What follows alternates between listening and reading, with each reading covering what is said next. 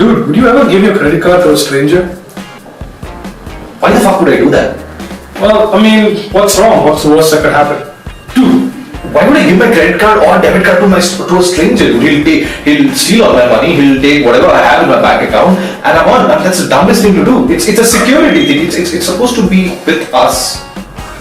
Alright, but what if you've already given away your credit card details? What do you mean?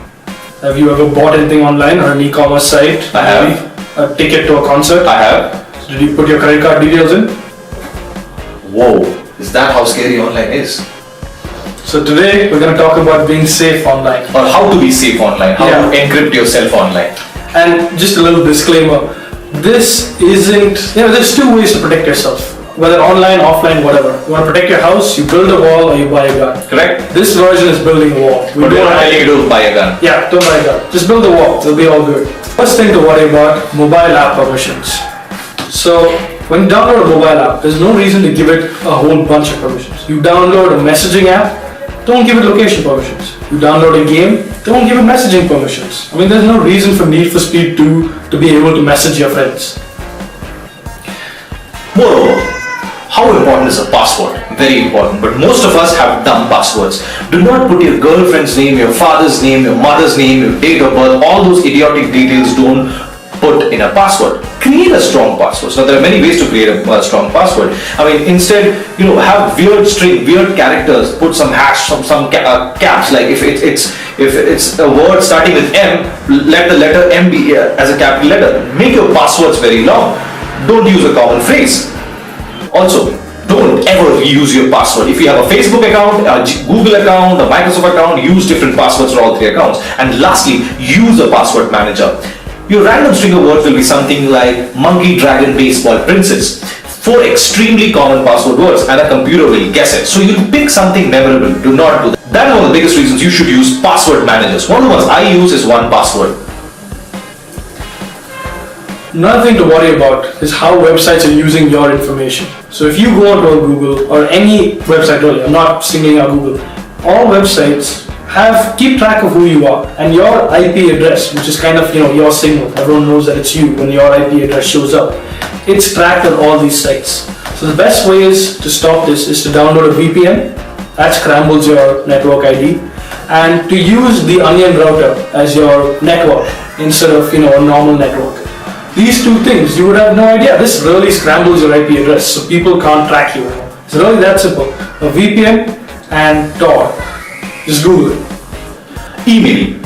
We receive thousands and thousands of emails on an everyday basis, but have you ever considered the fact that somebody is snooping into your email? So how do you secure your email? You use platforms like ProtonMail. You use PGP communication standards so that nobody hacks into your mail, so that whatever email you're sending to your friend or your colleague or to a source on the other side, the data packets that they're going, they're all encrypted. No third party in between can trace what you're writing and giving it to them. Another simple thing to worry about, and a lot of you probably do this right, is don't fall for online scams. Don't give away information for no reason. A lot of companies will ask you for information for stupid things. You want to, stream some stuff online? Why should you give away your address? You want to buy something on an e-commerce site? Why should you give away unnecessary information? Why do they need to know your mother's maiden name? Stuff like that. Just make sure that you only give out the information that's completely necessary, and that's it. Nothing more. Be careful. But also, the emails that you receive, a lot of times an attack comes up. There's an online scam called phishing. It is where criminals send an email that appears to be from a legitimate company asking you to provide some sensitive information. A lot of people fall for that. Do not do that. So here are some clues in terms of which actually tells you an email that has come to you is actually a scam, or even a message that has come to you is actually a scam. The email is not addressed to the recipient, that's one. Second, they do not know the recipient's name. It's always written as Dear Customer or Dear Mr. or whatever. Then there are a lot of grammatical errors. Watch out for that. And remember those scams that used to come in the form of emails asking you to, put in money in some account that is going to help some victims. Some of it are not true. Most of them are not true. Those are phishing scams. You need to be really careful about that. Another thing to worry about, and this is something we're all guilty of, is sharing too much on social media. Now, it may seem like you're only giving out information to friends, but social media is one of the easiest things to track. Finding images, I mean, a lot of people put images of their credit cards and new passports, tickets that they've bought. These things are easily trackable. You really got to be careful about what you put out there. It may just seem like a harmless joke or harmless boast, but these are things that people can really take over. And finally, when you go to a website, it's very important to notice whether the URL of the website is followed by HTTPS and not HTTP. The S in HTTPS stands for secure connection. That's how you stay safe online. It's really not that complicated. I mean, imagine your dick pics. They're all out there.